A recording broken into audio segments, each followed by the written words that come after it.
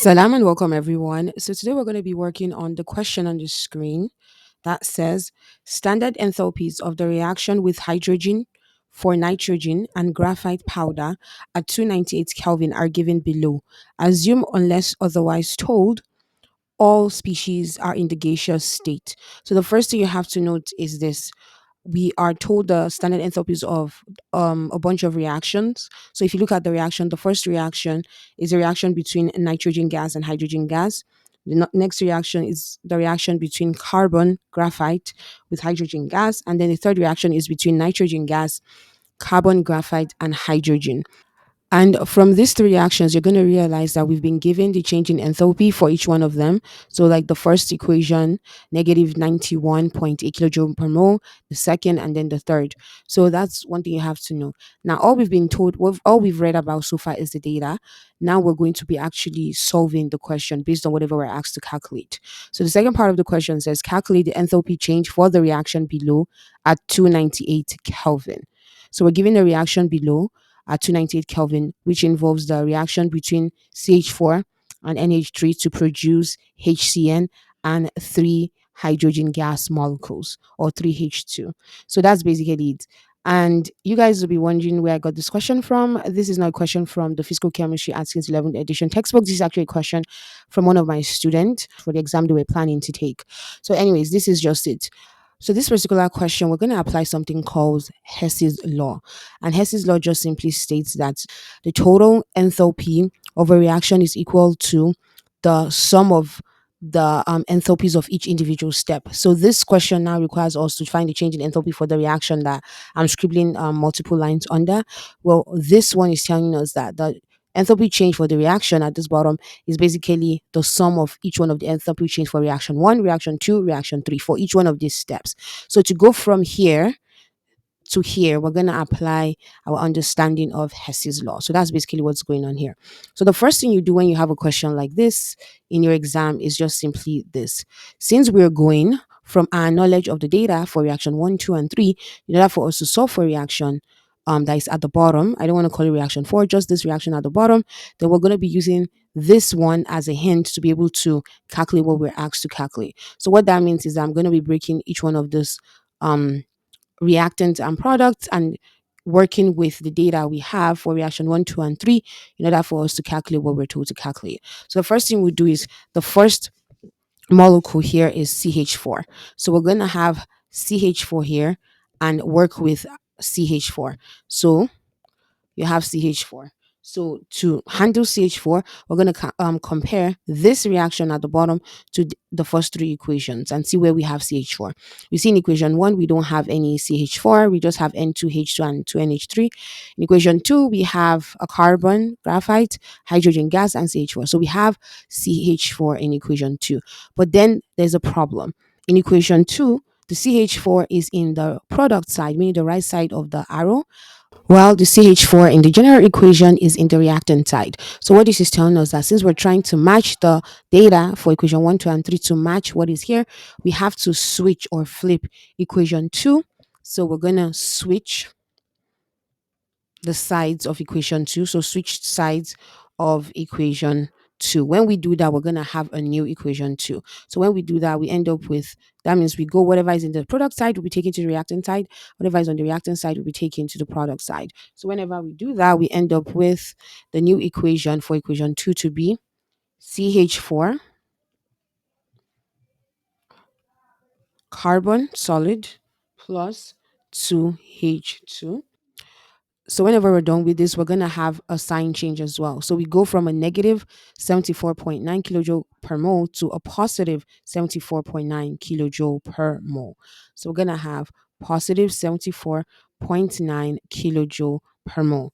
So now that we're done with the CH4, we're good with whatever this is so far. So we're good with this. So the next in our general equation is NH3. So we're going to be working on NH3 next, right? And when you look at NH3, you're going to compare to what you know up top. You see that we're done with equation 2, so we're not going to be manipulating equation 2 again. So we have to look at equation 1 and 3. You see that equation 1 actually has NH3, so which basically matches the fact that there's an NH3 in our final equation. So what you just have to simply do is this: you see that the NH in the final equation is NH3, and then you see equation 1 has two molecules of NH3 or two NH3. And then you also see that the general equation has NH3 on the reactant side, and then the equation data so the equation 1 data has 2NH3 on the product side. So what we have to do is going to be two things. We are going to switch, okay? We are going to switch sides of equation 1, meaning we're going to take the product to the reactant side and the reactant side to the product side, and divide equation 1 by 2. So that is basically what we're doing here.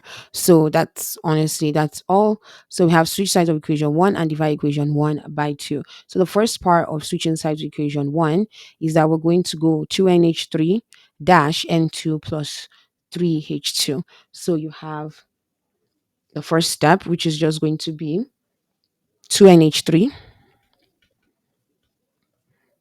N2 plus 3H2, and then that's basically it. And of course, now we've talked about this, anytime you switch sides, like positive, negative, things like that, you're going to go from negative to positive. So what we have here is 91, negative 91.8. So that's going to become positive 91.8 kilojoule per mole. Now, this is just the first step. The second step requires us to divide equation 1 by 2. So we can just simply divide this, every single molecule or number of moles of each one of the molecules, by 2. So when you do this, you end up with the new equation as NH3, okay,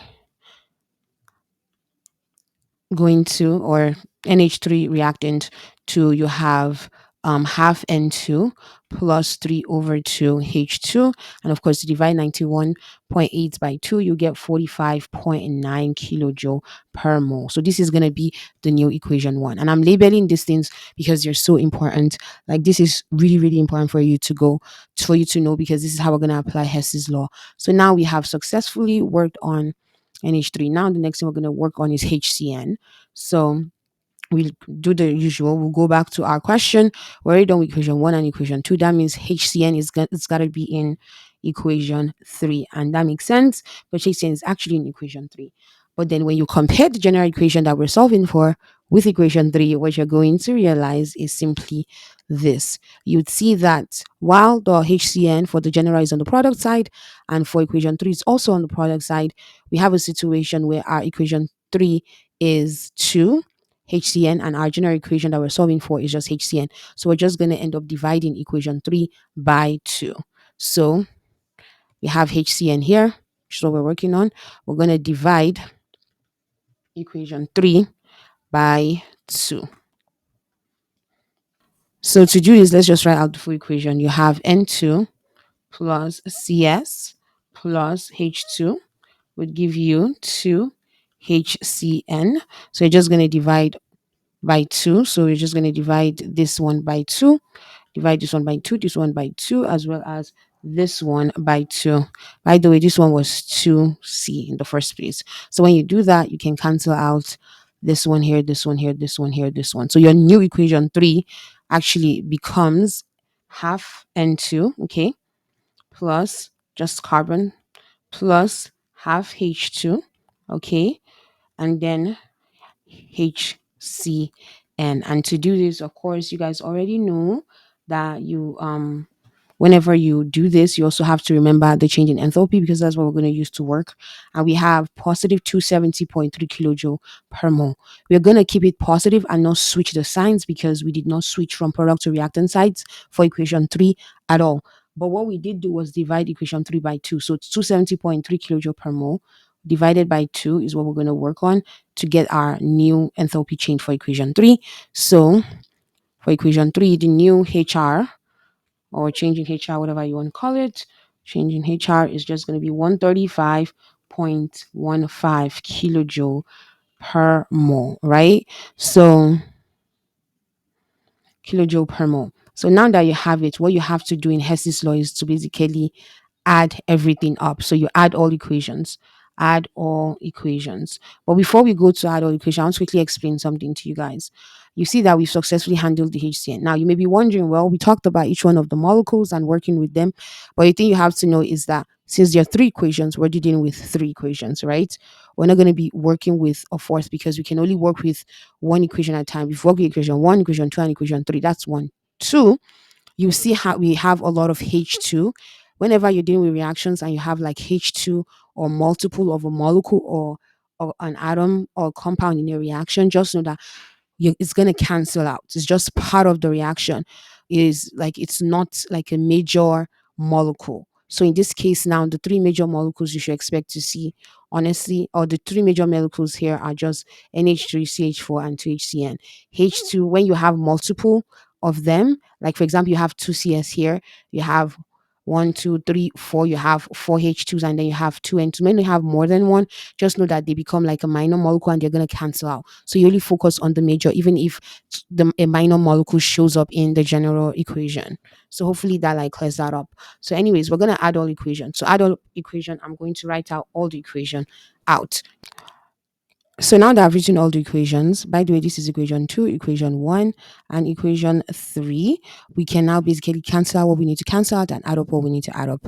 So you can see, and to cancel things out, it's just a simple algebra method where you have x equals to x is the same thing as x going all the way over here minus x, okay, equal to 0. So naturally, both of them will cancel out to equal 0. So that's basically the method that we're using here. So if you see one compound in the reactant side or one atom or one molecule in the reactant side and the same compound molecular atom in the product side, just know that that's something that is going to cancel out. That is just simple math. You can use your knowledge of algebra to like mentally understand it. So we have equation 2 has CS in the product side, equation 3 has CS in the reactant side, so they cancel out. So that's one thing that cancels out. Equation 1 has half N2 in the product side, equation 3 has half N2 in the reactant side, so they also cancel out. So 2H2 and then 3 over 2 H2, and then you have what's this called, half H2. Now you can see now that you have 2H2 here. One thing I also wanted to mention that in when you're dealing with Hess's law, when you're dealing with atoms generally that have fractions and or maybe like a diatomic molecule that has like atoms. So for example, 2H2 is the same thing as, you cancel out the 2 here and the 2 here, is the same thing as just H. Do you understand? No, not 2H2. That's my bad. That's 4H. Let me do it again. So if you have half H2, okay, you have half of H2. When you have half of two things, you get just one. So it's the same thing as canceling this 2 here, canceling this 2 here, and you just have one H. So if you have 3, okay, over 2H2, okay, when you have 1.5 of two things, what you have is 3. So you can always cancel out the half if you want to mentally calculate it here and cancel out the half here. So what you end up with is 3H. Or you could also always look at it as 1.5 times 2 hydrogen is simply 3 hydrogens. You can look at it that way. So that knowledge is what we're going to use to work with the rest of the hydrogens here.